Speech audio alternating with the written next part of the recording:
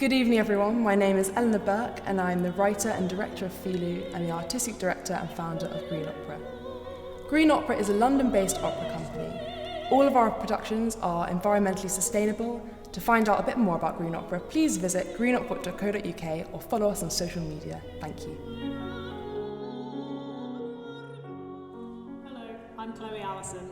And I'm Anna-Luise Wagner. Tonight we're going to be telling the story of Eugenie Schumann, who's my character, the youngest daughter of Robert and Clara Schumann, and her lover, the Austrian soprano Marie Fillu.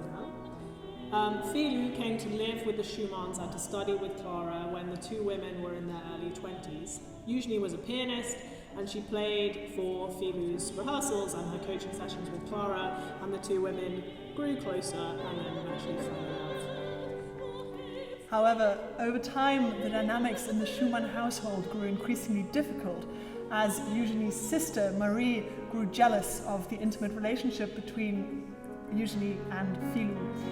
Eventually, Clara Schumann also turned against her protégé, making the situation unbearable. After a terrible row in January 1889, Fillu decided to leave for England and build herself a career there. Eugenie, on the other hand, decided it was her duty to stay behind and continue supporting her mother and her sister. Over their several years apart, their relationship occasionally grew strained through frustration with their situation, and we can follow their story in Fillu's letters, most of which survive. Unfortunately, we do not have any letters surviving from Eugenie as she destroyed them near the end of her life. Eventually, Eugenie was able to move to England, follow Fillu, and they lived together for the rest of their days in England. They were buried together in Switzerland, along with Eugenie's sister Marie. Eugenie had originally intended the gravestone to read, "My beloved Fillu," but at some stage, we're not quite sure who, someone changed that and it ended up reading, "My friend Fillu."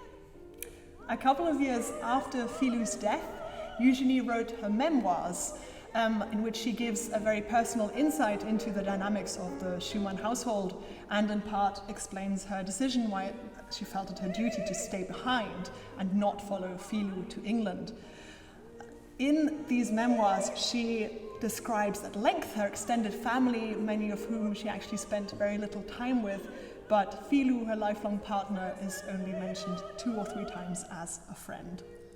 With this project, in a way, we are writing the memoir that Eugenie was never able to write and telling the story that these two women were never able to be open about when they were alive.